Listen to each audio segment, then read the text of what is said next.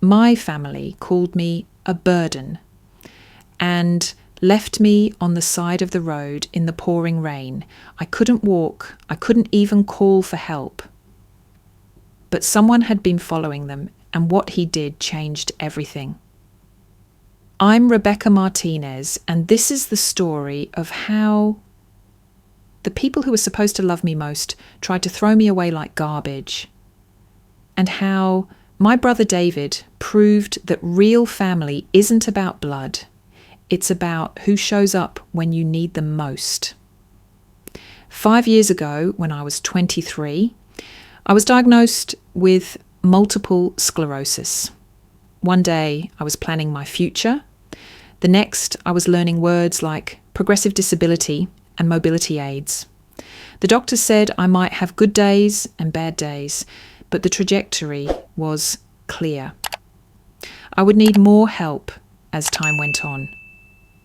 At first, my parents seemed supportive.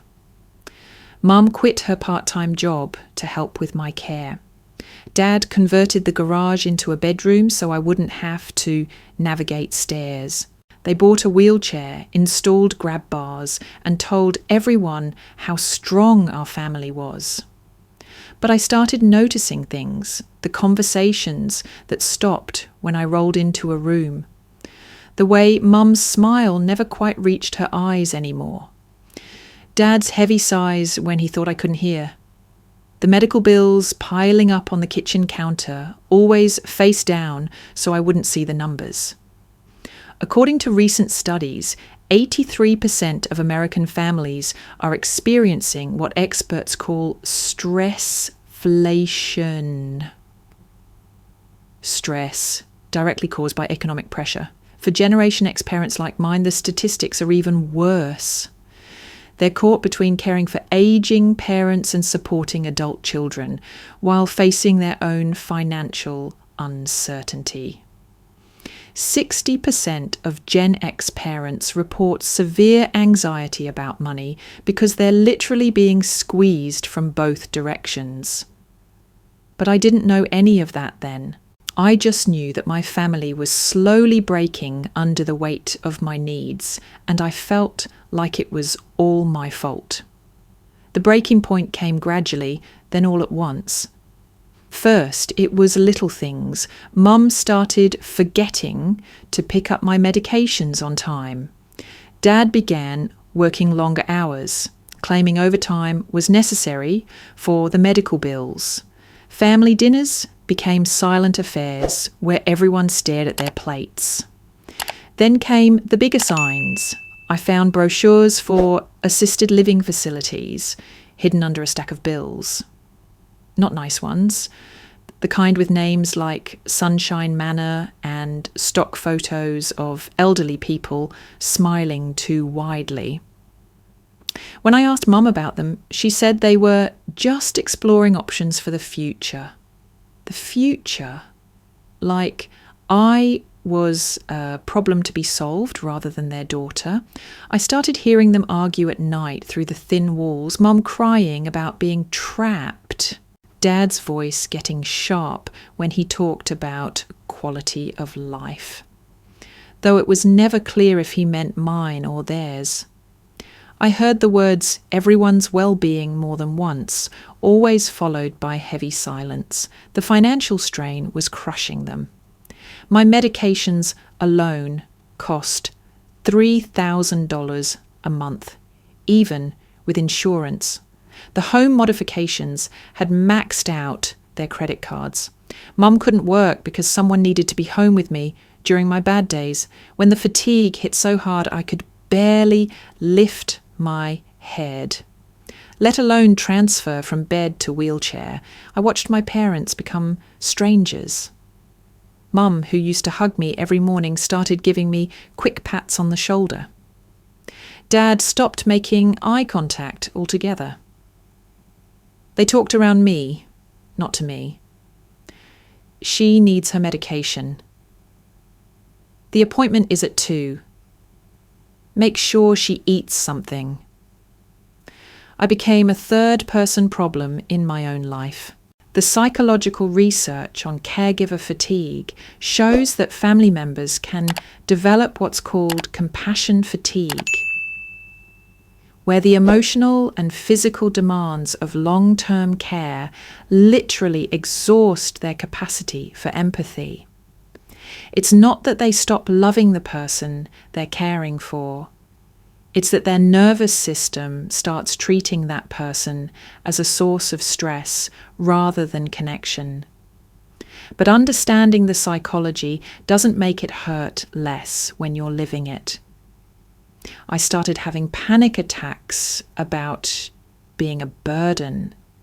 I'd lie awake calculating the cost of my existence, medications, equipment, lost wages from Mum's job, the modifications to the house. I felt like a parasite draining the life from everyone I loved. The signs were all there, but I was too desperate for their love to see them clearly. When Mum snapped at me for asking for help, reaching something, I told myself she was just tired. When Dad avoided the living room where I spent most of my time, I convinced myself he was busy with work.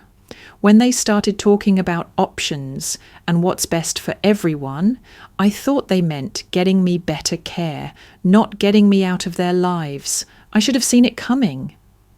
But when you're dependent on people for your most basic needs, you can't afford to believe they might abandon you. Your brain literally won't let you process that possibility because the alternative is too terrifying to survive. The night that changed everything started like so many others. Mom made dinner, spaghetti again, because it was cheap and I could eat it easily with my limited hand mobility. Dad barely spoke, just scrolled through his phone between bites. The silence felt heavy, like before a thunderstorm. "Rebecca," Dad said suddenly, not looking up from his plate, "you have a doctor's appointment tomorrow." I was confused. My regular neurologist wasn't until next month, and I hadn't scheduled anything else. "With who?" "Someone new," Mom said quickly. "A specialist. They might have better options." The way she said options made my stomach clench, but I nodded anyway because what else could I do?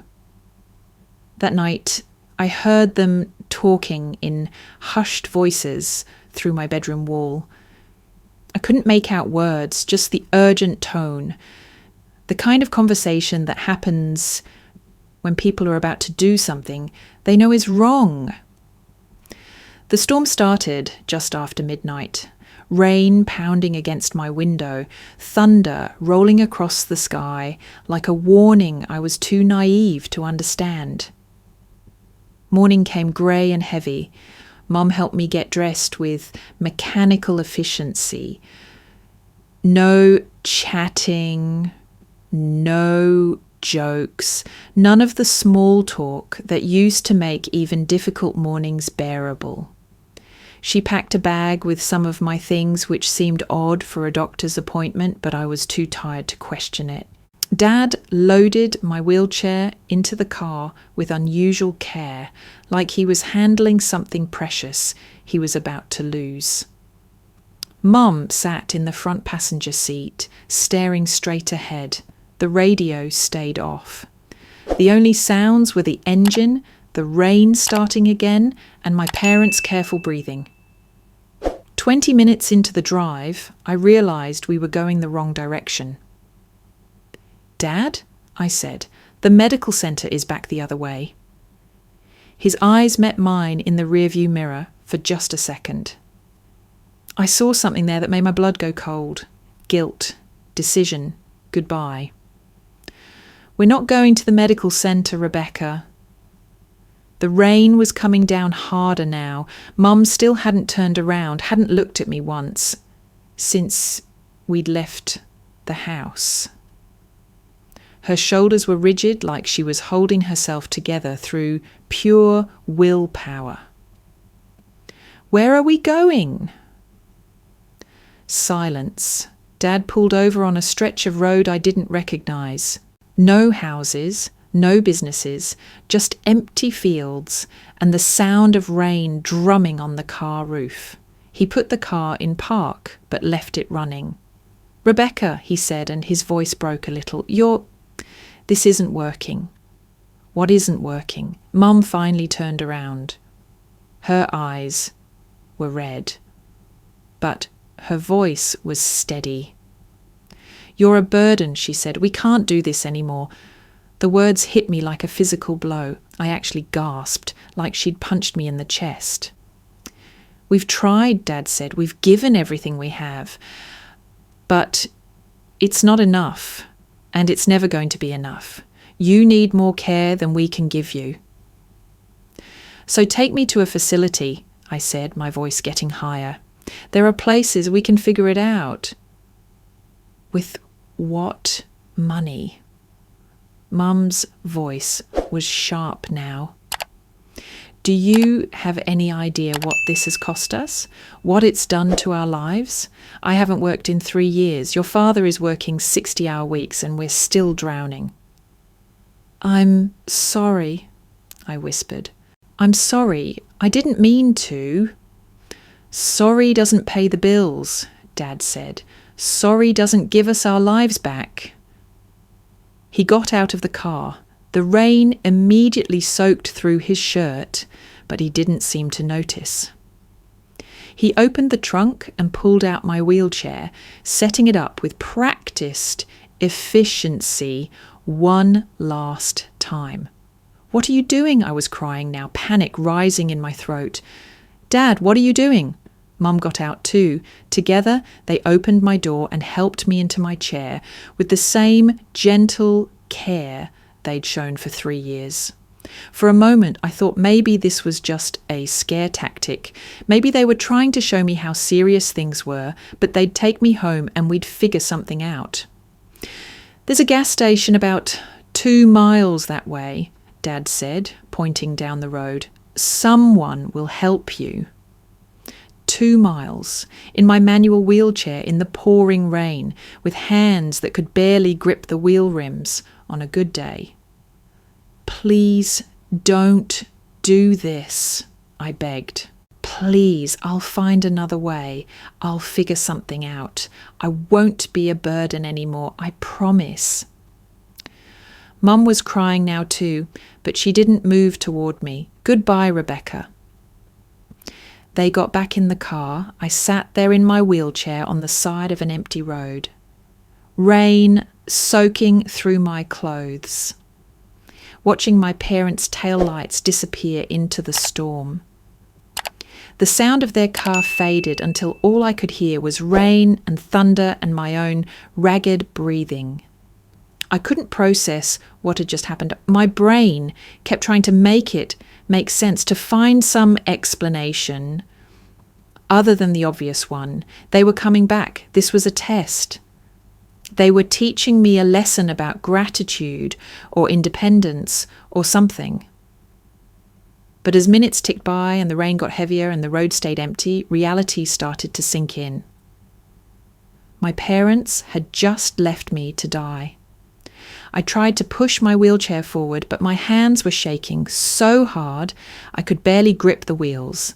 The rain had made everything slippery, and I was already exhausted from the emotional shock.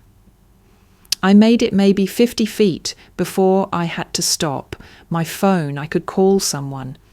But when I reached for my purse, it wasn't there. I looked around frantically. They must have forgotten to put it in the car when they transferred me to my chair, or maybe they'd left it behind on purpose.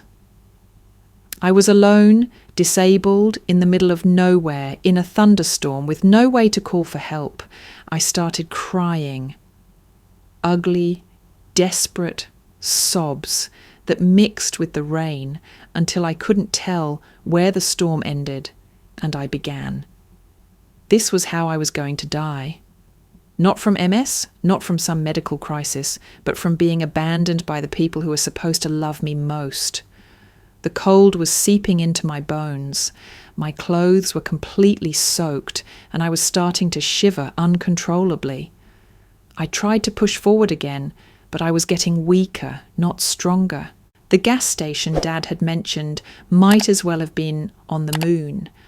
I think I started to lose consciousness. The edges of my vision went dark, and I felt myself slumping forward in my chair.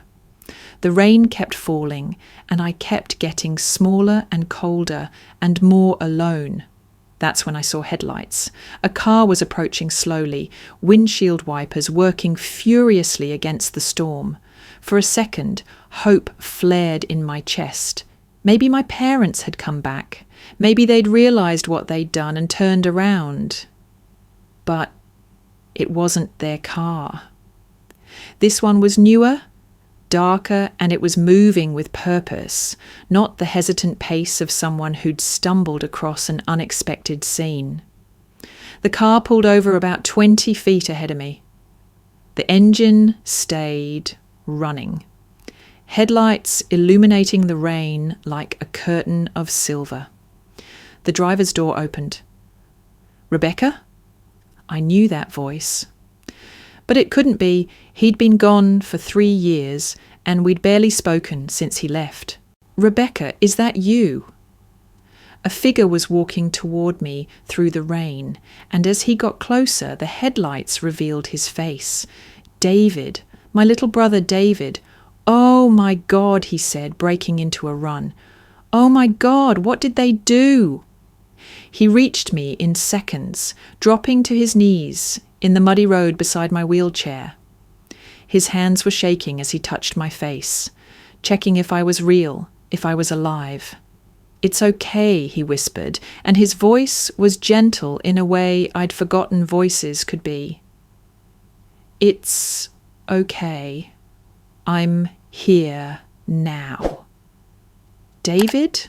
I could barely speak through my chattering teeth. "How are you? Why are you?" "I followed them," he said simply. "I've been watching the house for weeks, and tonight something felt wrong. So I followed their car." His jaw clenched. I just never thought they'd actually do it. He was already moving, efficient and calm despite the storm. He opened his car door and pulled out a blanket, wrapping it around my shoulders, before carefully lifting me from my wheelchair. I was so weak I couldn't help at all, but he carried me like I weighed nothing, settling me in the passenger seat with the heater blasting.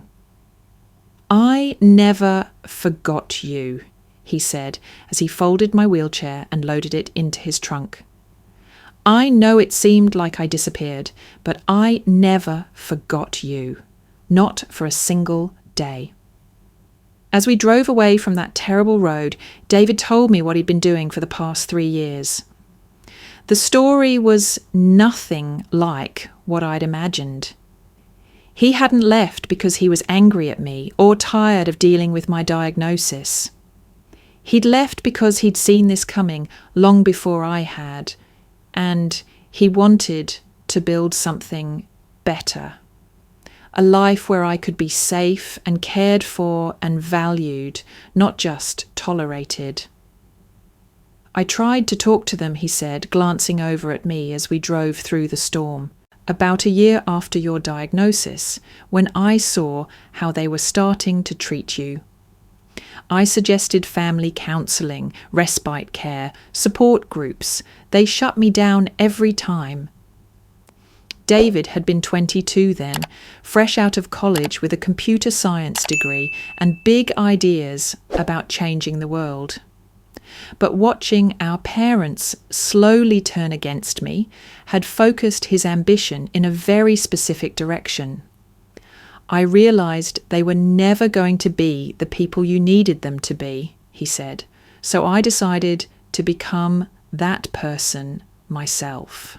For 3 years, while I'd thought he'd forgotten about me, David had been working 60-hour weeks as a software developer, living in a tiny studio apartment and putting every extra penny toward a plan I'd never known existed. He'd been saving money, not just pocket change, but serious money. Enough for a down payment on a fully accessible apartment. Enough for a year's worth of medications. Enough to hire professional caregivers for the days when I needed more help than one person could provide. I researched everything, he said. The best neurologists, the newest treatments, adaptive equipment, legal protections for people with disabilities. I built a whole network of resources and just waited for the day you'd need them. He'd been monitoring our parents too, though I'd had no idea. David had stayed in touch with neighbours, with family friends, even with our mail carrier. Anyone who could give him information about how I was being treated at home. Mrs. Henderson next door was worried about you, he said. She noticed that Mum stopped taking you to church, stopped bringing you outside at all. And Tony from the post office said medical bills were piling up. He could see them through the mail slot. 3 months ago, David had started what he called active surveillance. He'd drive by the house after work, looking for signs that the situation was escalating. He'd noticed Mum's car hadn't moved in days. He'd seen Dad leaving for work earlier and coming home later. Most tellingly, he'd watched me disappear from the windows where I used to sit. I knew something was wrong when I saw them loading your overnight bag tonight, he said. No medical appointment requires an overnight bag unless it's an emergency. And if it was an emergency, they would have called an ambulance. So he'd followed us into the storm, staying far enough back that our parents wouldn't notice him in their rearview mirror.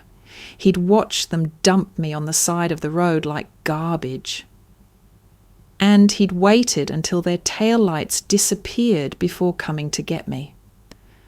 I wanted to ram their car, he admitted, his knuckles white on the steering wheel. I wanted to drag Dad out onto the road and make him feel what you felt. But you were hypothermic and in shock, and getting you safe was more important than revenge. We pulled into the parking lot of an apartment complex I'd never seen before.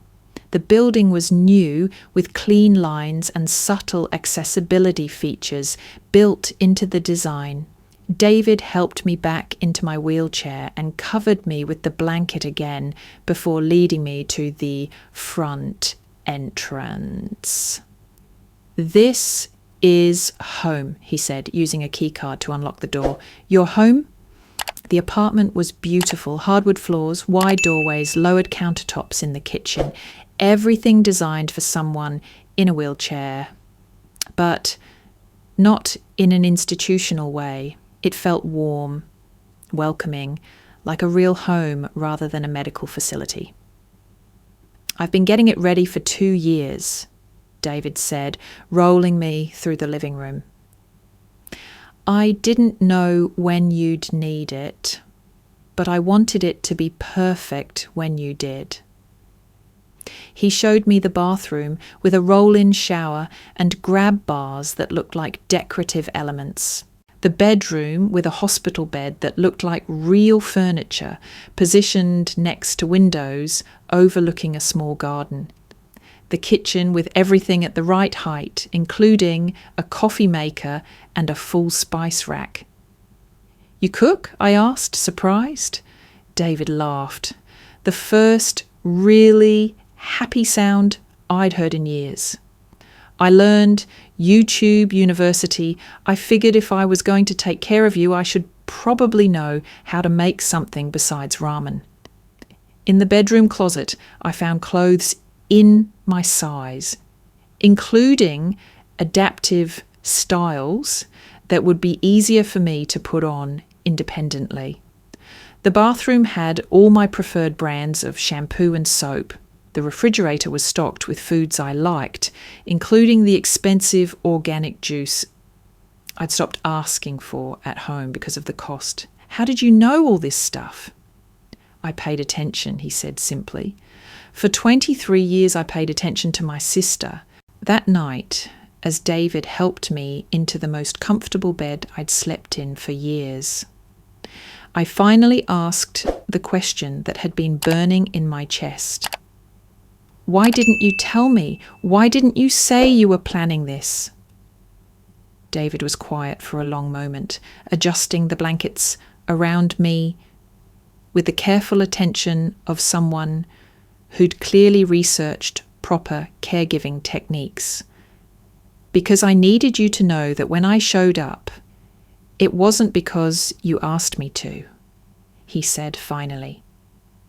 It was because I chose to.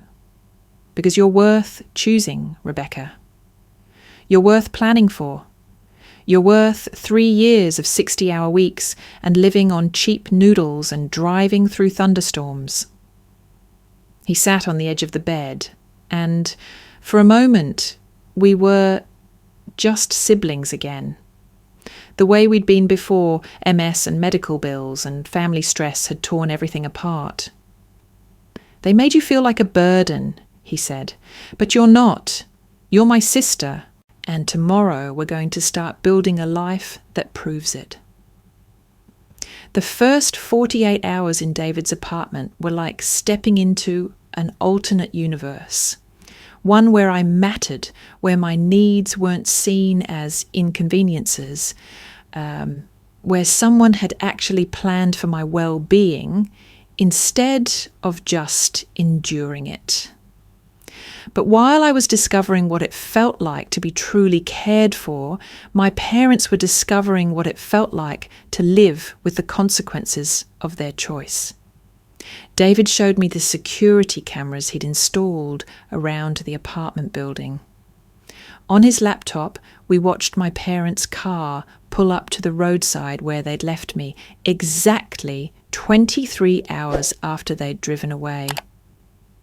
Even through the grainy footage, I could see Mum's frantic body language as she got out of the car, Dad's heavy shoulders as he realised I was gone. They're panicking, David said, his voice clinical. They thought they could dump you and then control the narrative.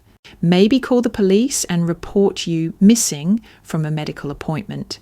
Paint themselves as worried parents dealing with a tragic situation. He pulled up another screen, screenshots of Facebook posts my parents had made over the past day. Mum's post from that morning. Please pray for our family during this difficult time. Our daughter Rebecca has gone missing during a medical emergency. If you see her, please contact us immediately.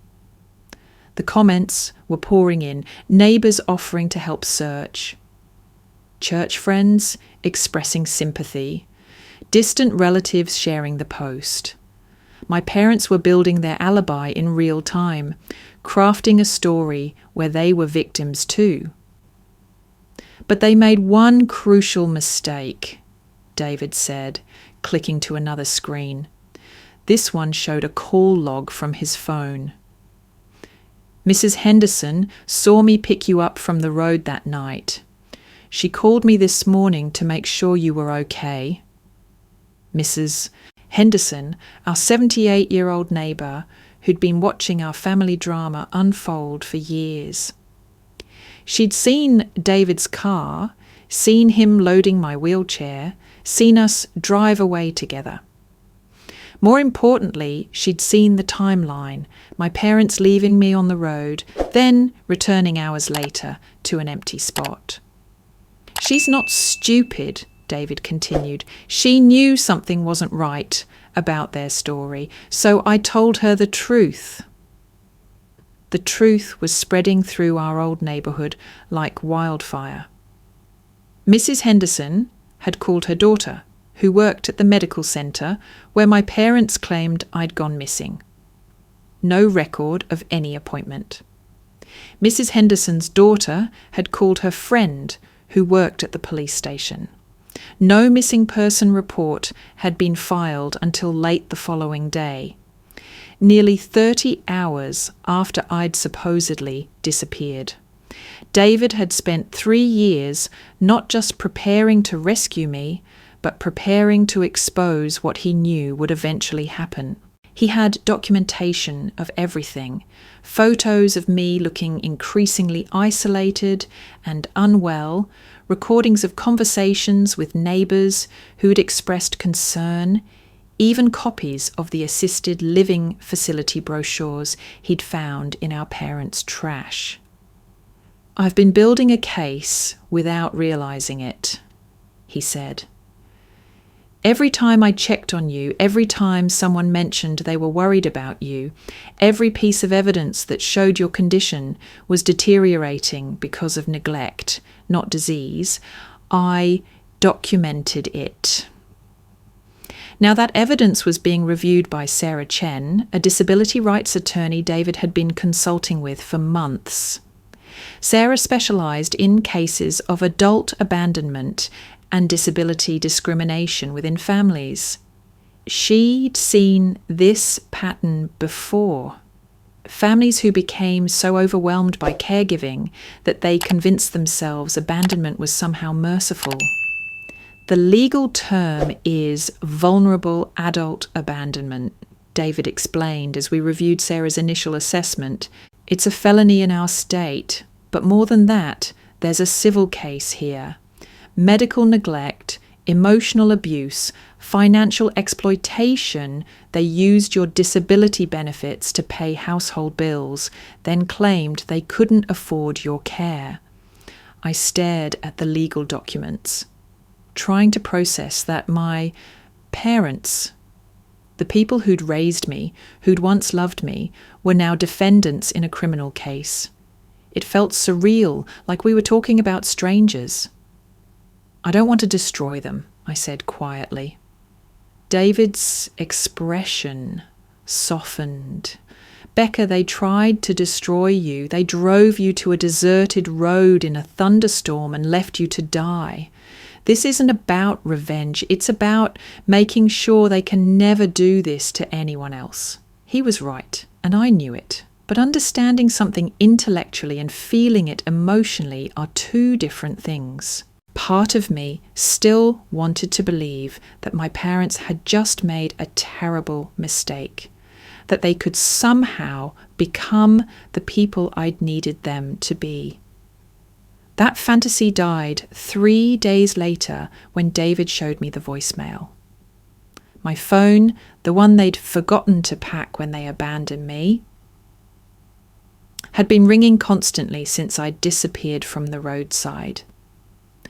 David had retrieved it from their house with Mrs. Henderson's help and a police escort, and the voicemails told a story that made my stomach turn.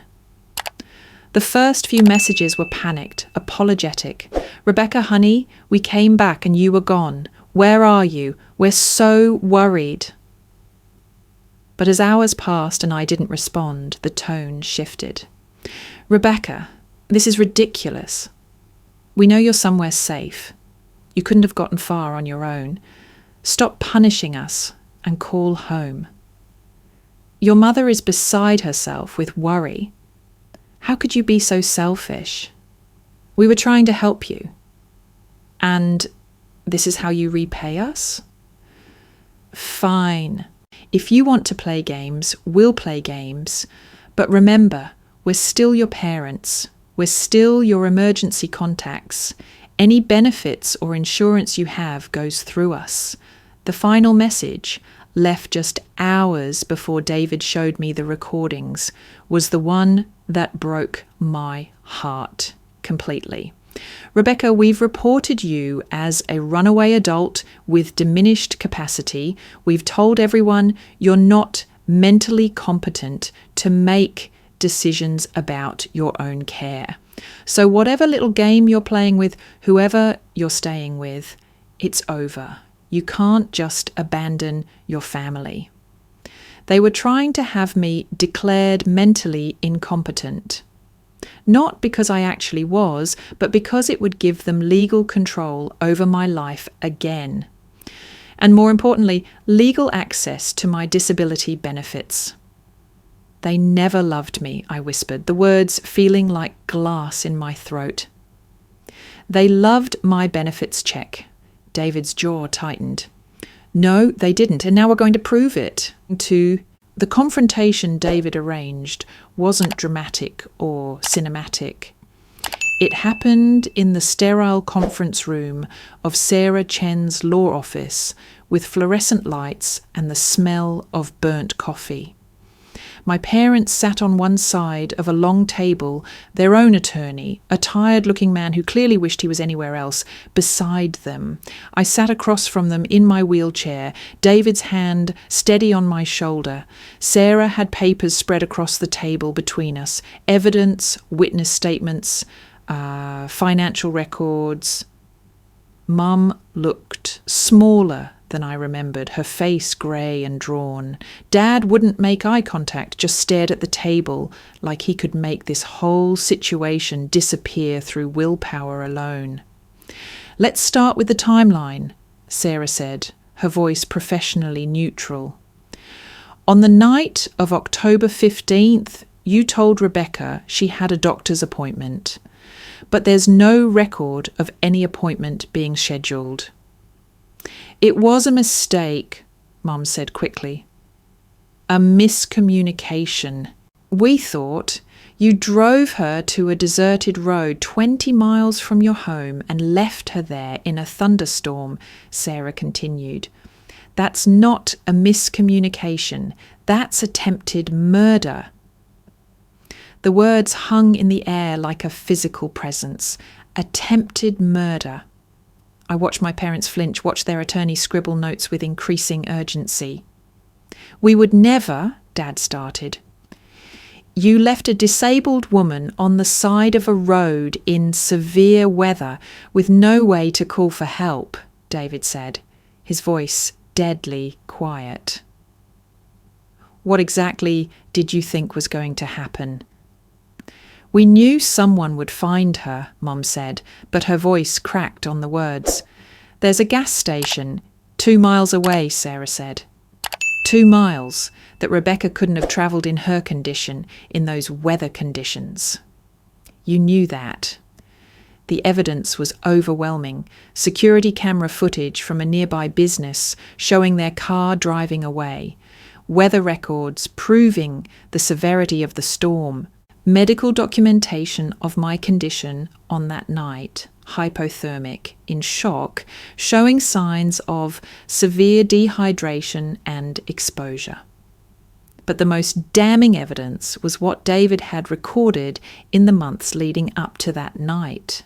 Conversations with neighbours who'd expressed concern. Photos showing my declining physical condition. Financial records proving that my parents had been using my disability benefits for their own expenses while claiming they couldn't afford my care. The pattern of neglect goes back at least 18 months, Sarah said, sliding documents across the table. Medical appointments cancelled, medications delayed, social isolation, financial exploitation. This wasn't a moment of desperation. This was a deliberate campaign to make Rebecca's life so unbearable that abandoning her would seem like mercy. I watched my parents' faces as Sarah laid out their crimes in clinical detail. I waited for remorse, for shame, for some recognition of what they'd done to me. Instead, I saw something worse, justification. You have no idea what it's like, Mum said, her voice getting stronger, more defensive. You don't know what it's like to watch your child become a stranger, to see your whole life disappear because of someone else's needs. We gave everything we had. You gave nothing, David said. You resented every moment of care you provided. You treated Rebecca like a burden because it was easier than treating her like a daughter. "Don't you dare," Dad snapped, finally looking up from the table. "Don't you dare judge us. You ran away when things got hard. You left us to deal with everything alone." "I left to build something better," David said. "I left to become the person Rebecca needed, since you clearly couldn't be bothered." The meeting ended with my parents signing papers. Not an admission of guilt, but an agreement to stay away from me, to relinquish any claim to my benefits or medical decisions, to essentially disappear from my life forever. As they left the conference room, Mum turned back for a moment. I thought maybe she was going to apologise, maybe say goodbye, maybe acknowledge that we were sisters once, and that meant something. Instead, she said, "You'll regret this. When David gets tired of taking care of you, you'll come crawling back, and we won't be there." The door closed behind them with a soft click, and just like that, my parents were gone from my life forever. The months that followed were a masterclass in what healing actually looks like when you're finally in an environment that supports it rather than tears it down. My health improved dramatically once I was free from the chronic stress of living with people who resented my existence. The fatigue that had been crushing me for years began to lift. The muscle weakness that my doctors had attributed to MS progression started to reverse as I began eating regularly again, taking my medications on schedule and getting proper sleep. Stress is one of the biggest triggers for MS flares. Dr. Williams, my new neurologist, explained during one of our appointments. Your immune system was constantly activated by psychological trauma.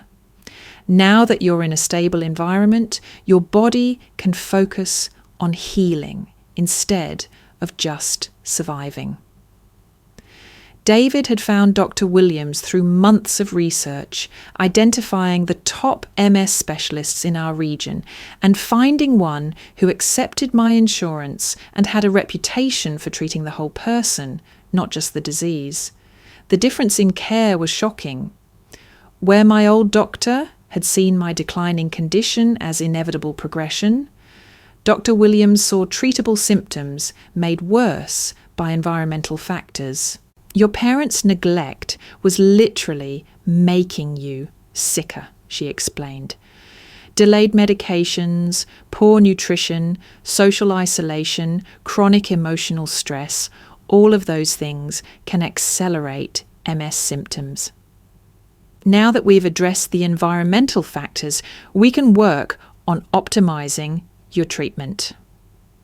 Within 6 months, I was stronger than I'd been in years. I still used a wheelchair.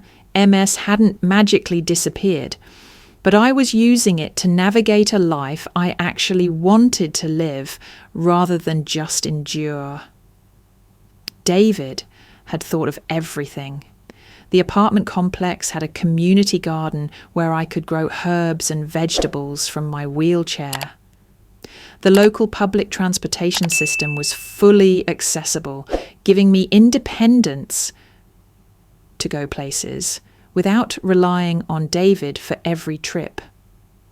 He'd even found a support group for young adults with MS, people who understood the unique challenges of becoming disabled in your 20s.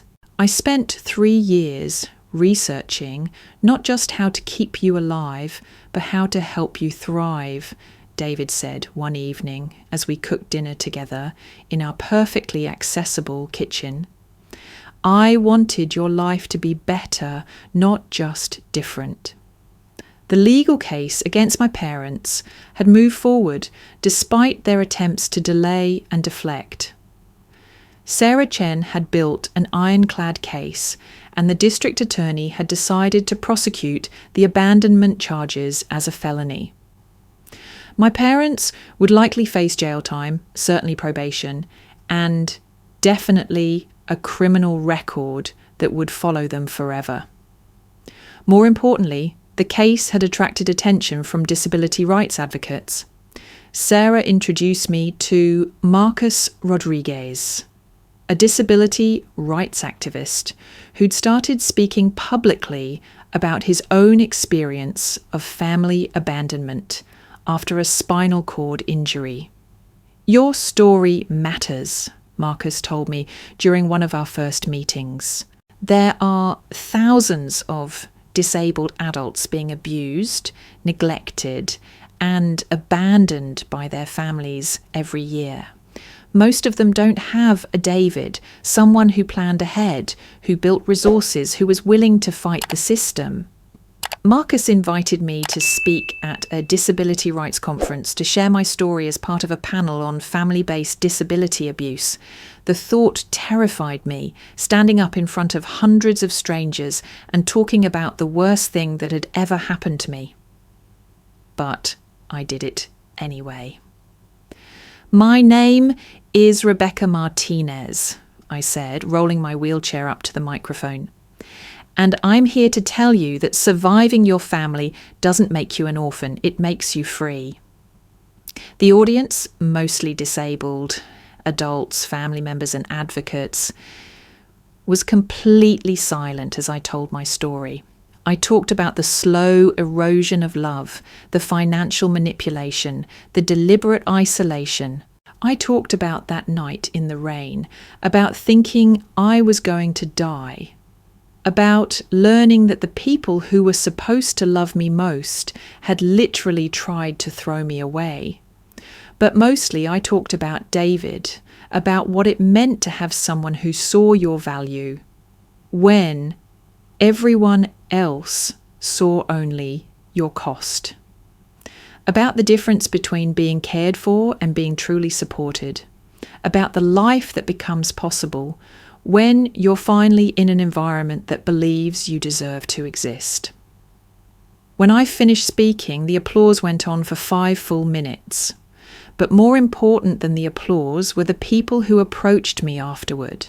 Disabled adults who'd experienced similar abuse, family members who wanted to do better, advocates who wanted to use my story to push for better legal protections. "You've given people hope," Sarah told me as we drove home from the conference. "And more than that, you've given them a roadmap. David's plan, the resources he built, the way he documented everything. That's a model other families can follow." The ripple effects kept spreading. A local news station picked up my story, then a regional paper, then a national disability magazine. Each interview, each article, each speaking engagement reached more people who needed to hear that family abuse doesn't have to be the end of your story. 1 year after that terrible night in the rain, I stood in the same conference room where we'd confronted my parents, but this time for a celebration. Sarah had just informed us that the criminal case had resulted in convictions. My parents had pled guilty to felony abandonment and would serve 6 months in jail, followed by 3 years of probation. More importantly, we'd won the civil case. The financial settlement would cover all my medical expenses for the foreseeable future, plus damages for the emotional trauma and medical neglect I'd suffered. It was enough money to guarantee my independence for life. But the real victory wasn't financial or legal, it was personal. I was thriving in ways I'd never imagined possible. I'd started taking classes at the community college, working toward a degree in social work with a focus on disability advocacy. I'd been accepted as a volunteer with the local disability rights organisation. I'd even started dating, something that had seemed impossible when I'd internalised my parents' message that I was nothing but a burden. "You know what the best part is?" David said as we celebrated that night, sharing takeout from my favourite Thai restaurant in our perfectly accessible apartment. You're not just surviving anymore. You're building a legacy. He was right. The Rebecca Martinez Foundation, established with part of the civil settlement, was already helping other disabled adults escape abusive family situations. We provided emergency housing, legal advocacy, and resources for building independent lives. In our first year, we'd helped 43 people transition out of toxic family environments. "Remember that night in the rain?" I asked David as we sat together on the couch, watching snow fall outside our warm, safe apartment. "When you said I was worth choosing?" "Of course. I didn't believe you then. I couldn't understand why anyone would choose me when choosing me was so hard, so expensive, so complicated." David set down his food and looked at me seriously. "And now?" "Now I know you were right. I was worth choosing. I am worth choosing. And more than that, I'm worth the choice I made to choose myself." The girl who'd been left on the side of the road in a thunderstorm was gone. In her place was a woman who knew her own value, who understood that love isn't about what you cost, but about what you contribute, who'd learned that sometimes the family you build is stronger than the family you're born into. My parents had tried to throw me away like garbage. Instead, they'd given me the greatest gift imaginable. They'd forced me to discover who I was when I was finally free to become myself. And what I discovered was that I wasn't a burden at all. I was powerful. I was valuable. I was exactly who I was supposed to be. The last time I saw my parents was at their sentencing hearing. They looked older, smaller, diminished by the weight of their choices. As they were led away in handcuffs, I felt something I hadn't expected: pity. They'd had a daughter who would have loved them forever, who would have been grateful for any kindness, who would have made their sacrifice meaningful. Instead, they'd chosen to see only cost, only burden, only inconvenience. They'd lost everything: their daughter, their reputation, their freedom, because they couldn't see value in a life that looked different from what they'd planned. I'd gained everything: independence, purpose, love, community, because I'd finally learned to see value in myself. That night, as David and I drove home through streets lit by winter streetlights, I realised something that made me smile. I wasn't the girl who'd been thrown away anymore. I was the woman who'd been found, and I was exactly where I belonged.